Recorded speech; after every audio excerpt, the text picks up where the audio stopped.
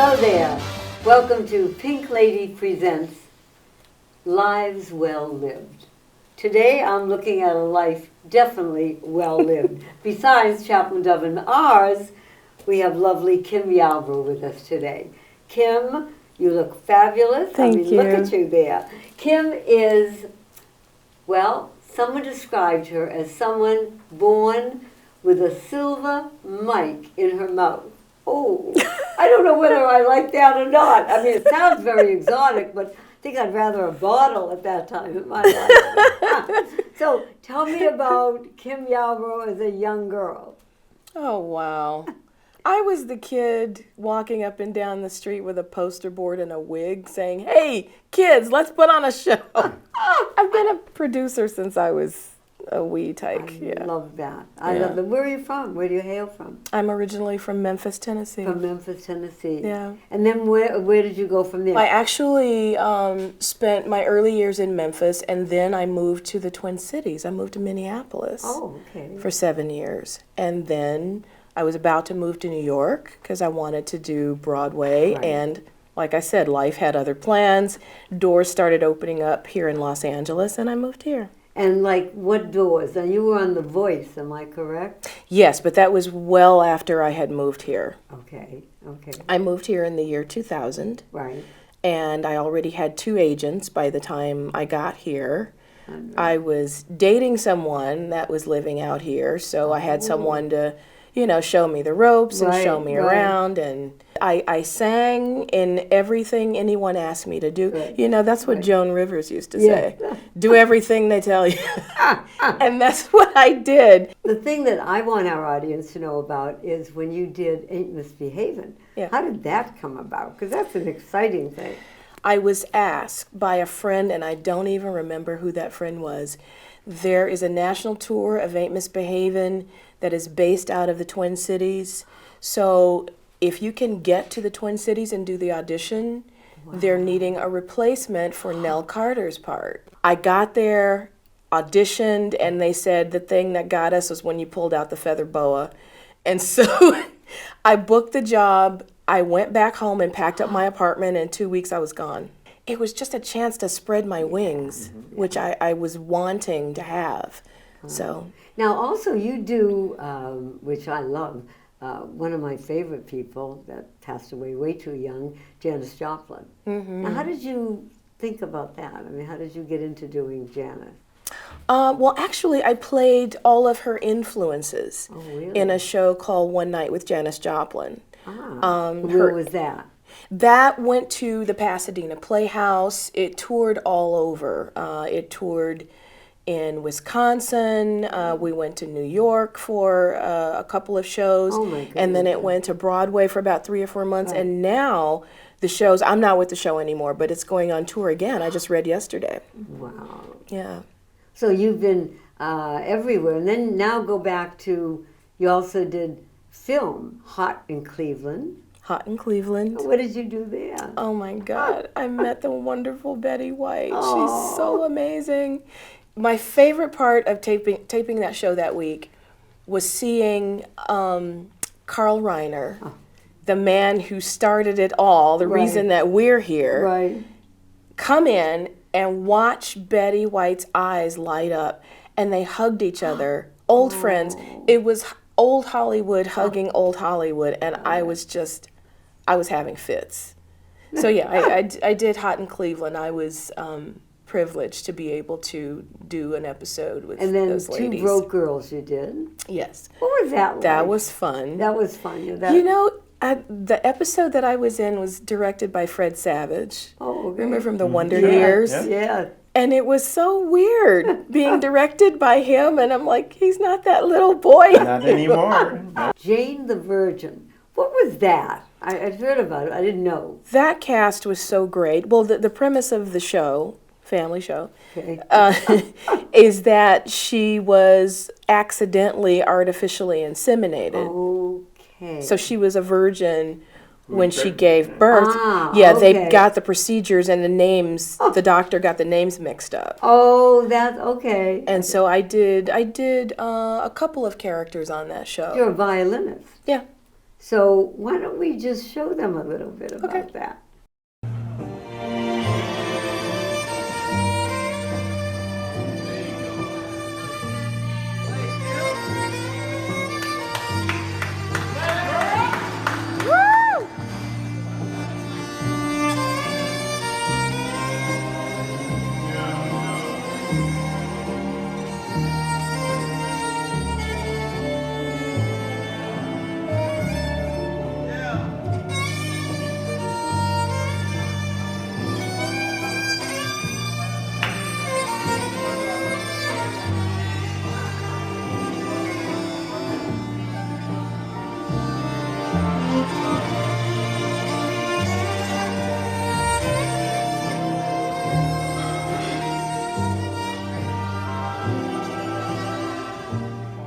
You play beautifully. Thank you. It was my first love. Wow.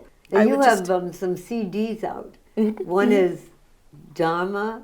Dharma 888. 8, and then Champagne and Grits. Champagne and I Grits. love that name. I think that's so. How do we get your CDs? It's available exclusively on my website at www.kimyarbrough.com. You write also, I do. and you're very versatile in your writing of the different genres of yours. How did you begin to do that? That's heavy The duty. same as everything else. I have this thirst. I think I got it from my mother. She just had this quest and this thirst for knowledge and curiosity and wanting to know everything about everything. What did your parents do? My mother was a teacher, There you go. Okay. and my dad was a machinist for Caterpillar. Audience, are you ready? What time is it?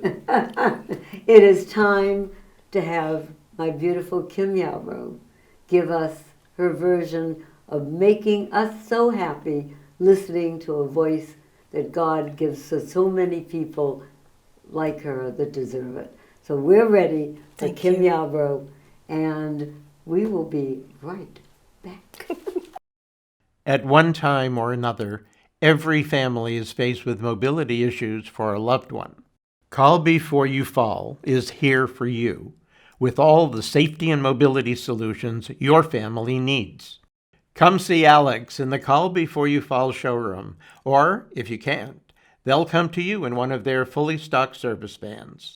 So put your mind at ease today. Call Alex at 1-800-829-1491. Remember, be on the safe side. Hi everyone, we are back with lovely Kim Yarbrough. Kim, the only introduction that I can possibly think of to say is a star is going to give you a musical interlude that you're going to remember. Thank you so much. Thank you. Here we go. Oh, sometimes I get a good feeling, yeah. I get a feeling that I never had before, no. And I just want to tell you right now that I believe, I really do believe that something's got a hold on me, yeah. Oh, it must be love. Oh, something's got a hold on me right now, child. Oh, it must be love. Let me tell you now, I've got a feeling, I feel so strange. Everything about me seems to have changed. Step by step, I got a brand new walk.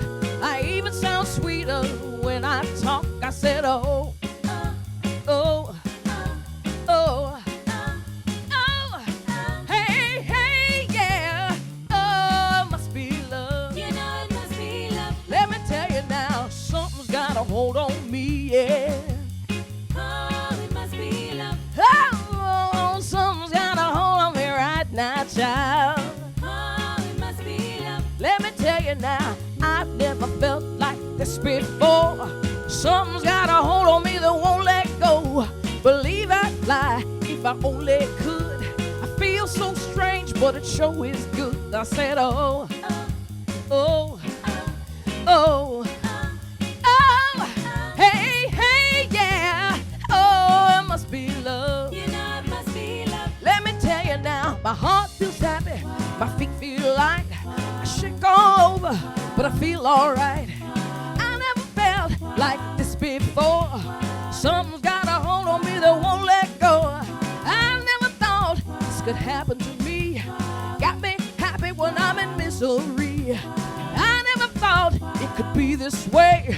But love should have gone and put a hurting on me. I said, oh, oh, oh, oh, hey, hey, yeah. Oh, it must be love. You know it must be love. You know it walks like love. Oh, fabulous. And now I'd like to do Motormouth Maybelle, one of the songs from one of my favorite Broadway musicals, Hairspray.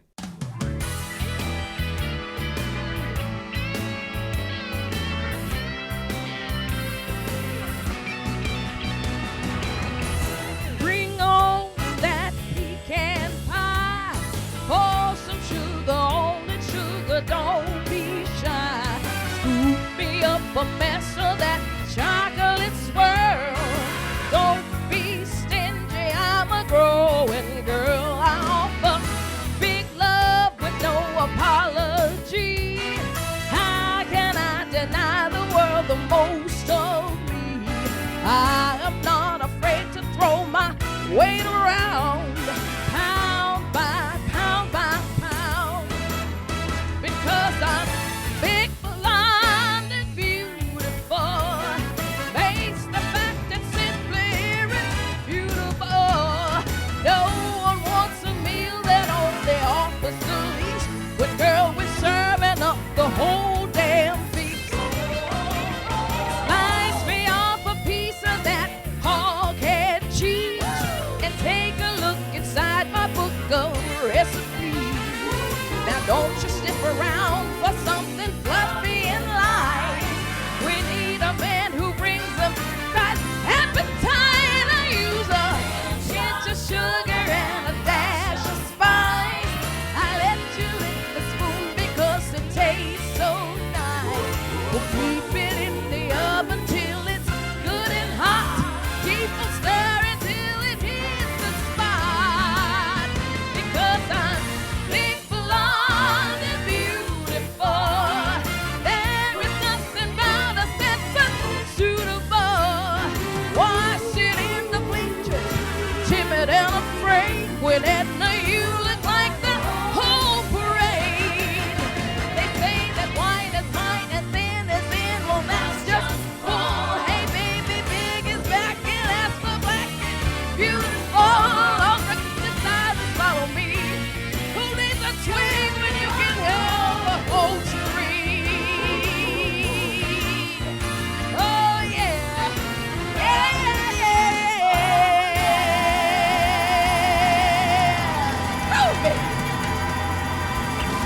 Woo! Oh, my Lord. Woo, everyone. I mean, from Etta James to Broadway. I mean, Kim, you can do it all. Oh, you thank just you. can do it all. Thank By the you. way, you're going to be doing an Etta James one-woman show. When was that coming up? Yes, it's a show I wrote called Miss Peaches, and Miss we Peaches. workshopped it about 3 times last year, and hopefully Great. Okay. in 2020 we'll be bringing it to some theaters near you. Okay, and let us know, we can tell everybody, because we have a worldwide audience out there that would love to be seeing you Thank in you. person. Absolutely, absolutely. We'll be right back. From infants to seniors, AdvantagePlusCaregivers.com provides quality, compassionate caregivers that you can depend on. And for those departing the hospital, our transitional care service delivers significantly improved patient outcomes. So if you or someone you love is in need of home care, call 1-800-687-8066. AdvantagePlusCaregivers.com. We're all about the care. I'm going to introduce you to V.J. Lang, actor, comedian, model, DJ, MC host, bartender extraordinaire, acting coach. I mean, a life well lived with many things, and a retired Air Force medic. Correct. And that we thank you a million for. Thank you very All much. of us. Thank you for your Pink. service. You're also passionate about certain things like motorcycles, Yes. right? I ride a motorcycle. Aviation, Mm-hmm. right? And this one I don't get. You're going to have to tell my audience. What is beat boxing? Beatboxing. So Yeah, what is that? Well, Pink, that is what happens when you grow up in a city where, in order to be the fun, outgoing, enthusiastic guy, you utilize your skills of being a percussionist with your mouth. So, Oh. Oh my Lord, I love that. I'll do your intro music for the next season. You got it. I'm looking oh forward to my it. good. So that's what beatboxing Yeah. is. So you enlisted, you were only 35. Correct. And I say that only because most people do it when they're younger. Correct, yeah. And why did you do it at 35? Well, Pink, I enlisted into the Air Force Reserve at 35 after knowing at some point I didn't want to look back and say, I wish I would have done it. I always Okay. wanted to serve. I come from a military family. I had served for 10 years in Civil Air Patrol, the Air Force Auxiliary. I'm also a private pilot. And I decided I need to do this before it's too late. Right. And my goal was to go in as a public affairs officer. But I became a medic so I could get my foot in the door in the hopes of, again, crossing over to Yeah. get a commission to become a public affairs officer. I didn't even want to be a medic, but I ended up falling in love with it. And Wow. what a great, for me as a full-time actor, Right. part-time, I worked as a medic. You got what was called a service-connected Mm-hmm. disabled veteran retirement, so to speak. Correct. I was medically retired from the Air Force. How long after your entrance into the Air Force did that happen? 1 year and 9 months. Tell us about that, please. So I enlisted at 35. My hope was to continue to do a 20-year career, or finish up whatever through Guard or Reserve time. Unfortunately, when I got put on active orders, I got diagnosed with cancer, went through a medical evaluation board to determine my future in the military, and unfortunately I was found medically unfit, and I'm currently on temporary medical retirement. But I'm temporary because they hope that my cancer will get better, and my hope is to return to duty. Someone said two-time testicular cancer survivor Mm-hmm. goes balls out at a 2019 Warriors game. I love that. That is correct. What is that about? So, well, people.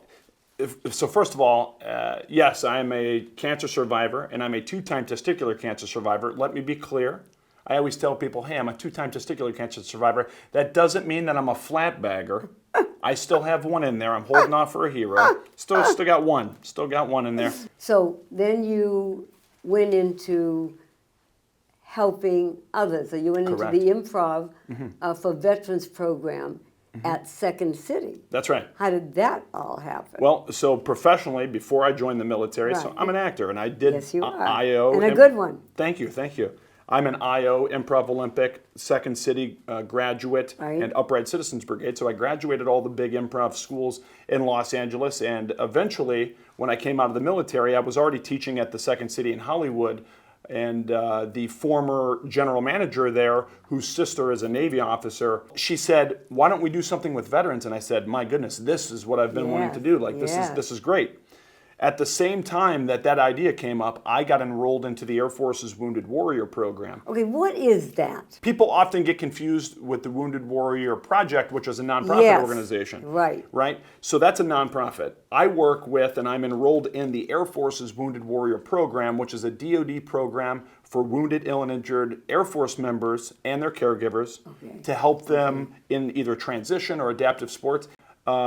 And about a year and a half into the program, my cancer relapsed. So that was unfortunate, and I couldn't do the sports. However, what the benefit of that, and this is finding the silver lining. Right. The silver lining was, although I couldn't do the sports anymore, the psychologist that's the sports, what is he? He's the sports psychologist for the Air Force Wounded Warrior Program, Right. Dr. Aaron Moffat. He runs the resiliency program. So at night we have all these resiliency programs that you could come and do. There's art, there's comedy, there's writing, there's painting, there's journaling, all these different things that Wounded Warriors can come to do to find some sort of resiliency. Okay. And he saw that I teach improv, and I pitched the idea of me coming in to teach improv for them. So I became the comedy coach through that. Right now, we're going to go to a speech that you gave for the Tower Foundation Cancer 501c3. So let's go to that now. Good evening, ladies and gentlemen. My name is B.J. Lang. I'm an actor, comedian, and retired United States Air Force medic. Thank you. More importantly, I'm also a 2-time testicular cancer survivor. I don't think my testicles have ever got that many applause in their lives. Like most comedians, comedy is my coping mechanism. It is both my defense mechanism and my uncomfortably awkward, I've officially had more doctors than intimate partners examine my man rocks mechanism. However, as most of us in this room are familiar with, some things aren't that easy to make fun of. In July of 2015, I was put on active orders from my part-time job in the Air Force Reserve. That September, during the completion of my very challenging Air Force medic program, the ground began to shake. From this moment, everything happened so fast. My first ever surgery, a left radical orchiectomy, an official cancer diagnosis, and chemotherapy, all completed by the end of 2015. I wasn't very worried because I had faith in the military, my doctors, and of course, myself. I approached my first diagnosis like a military mission. What were the objectives? What tasks must I complete? And boom, boom, boom, I knocked them out, and I thought for sure I was going to be back in California doing my drill weekends very soon. My cancer at that time, it wasn't really that big of a deal to me. And to be honest, I didn't really think that much about it. But the military did. In May of 2016, I underwent a medical evaluation board to determine the future that I had in the Air Force. Suddenly, my future wasn't in my control. After a very mentally and challenging med board process, the Air Force determined that I was not currently fit to serve, and in July of 2016, I was placed on temporary medical retirement. Maybe this whole cancer thing was more serious than I thought. I returned home feeling heartbroken, physically and mentally broken, and unaccomplished. For the first time in my life, I was anxious, depressed, but I hid behind my comedy.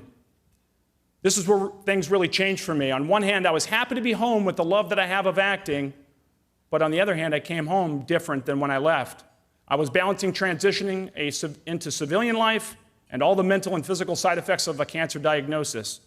New struggles emerged, understanding the VA system, getting healthcare established, and finally, taking a few minutes to actually realize what on earth just happened. My God, I had cancer, and I'm a survivor, and I'm a veteran. A year later, during my 1-year CT scan, the boogeyman came out of the closet. My cancer had returned, and it was now in my lymph nodes.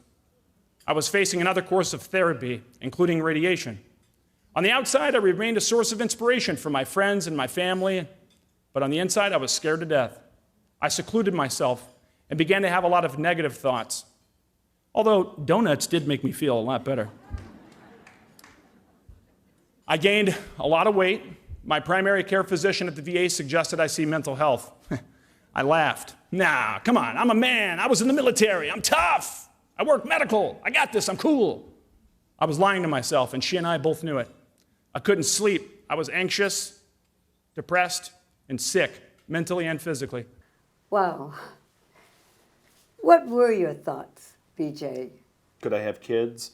Will this cancer come back? How long will this pain be in my body?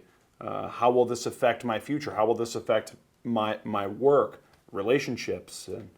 Well, it said about improv, someone said the tenets of improv that you do to help people, quick thinking, That's right. teamwork, and trust.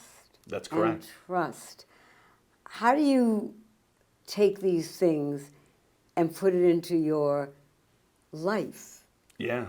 So a lot of times people say, so let me approach it from a wounded warrior perspective. Great. So the folks that I'm working with, in one regard, they might be heartbroken or they might have a lot of angst against the military. So if I can take the tenets of improv in regards to trust and knowing that your team has your back, and then show a wounded warrior the same thing. So we build on teamwork in that regard. Dove, Yes. you have something to say to our nice friend. Well, first of all, he and I are both members of American Legion Hollywood Post 43. And me too. And, me and too. she is the newest member. Yes. member. Yes. So that's one thing. But the other thing is, as you know, I'm the president of the LA National Cemetery Foundation. Yes. And one of the things that we started to do was an idea that we borrowed from the military, because the military has challenge coins. Well, we didn't want to call it that, so we call it a presentation coin. And it is the first time since 1889 that Los Angeles National Cemetery Foundation has issued one of these coins. And for everything you do for the community and for your service and for being successful at what you do, we would like you to accept this on behalf of the board of directors and our director, Tom Rugg. Keep doing what you do because you are a shining example. And people can say, yes, he did it. I'm going to try to do it too. Thank you very much, Dove. This is You're great. welcome. I love it. This is awesome. Congratulations for all Thank you very do. much, sir. Thank you very much. Thank I really you. appreciate I that. just want to tell everybody, you're not just a pretty face. You belong to what they call the Diavolo Dance Theater. What is that? Diavolo Dance Theater is a modern day dance company Yeah. founded by Jacques Heim, Okay. who is a choreographer himself. They've been around for over 20 years. A couple of years ago, they got some grants to work with veterans and show them their work of art. As a side note for the folks who are watching at home, you might remember Diavolo Dance Theater from last year's America's Got Talent. They came in second place. Oh, wow, So okay. that modern dance company got to work with veterans and show them how they come up with their process, which was a 6-month process. We did a show in November of 2016, and then the next year we did it again at a higher level, and we ended up performing at the Kennedy Center in Washington, D.C. on Veterans Day. It was amazing. Fabulous. It was amazing. If you're in Hollywood and or Los Angeles, you want to come down to the Second City and watch some improv and see what I do and see it firsthand, do that. And my last plea for everyone, regardless of who you are or your abilities, some people see it as a disability. You're not broken, you're redesigned. It's a new normal, and you can help find that and strengthen that by getting involved in improvisation. Improv is awesome for everyone. Everyone, God bless you for watching Pink Lady Presents, and we will see you next time. Thank you so much.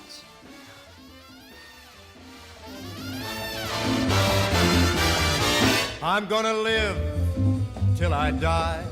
I'm gonna laugh instead of cry. I'm gonna take the town and turn it upside down. I'm gonna live until I die. They're gonna say, what a guy. I'm gonna play for the sky. Ain't gonna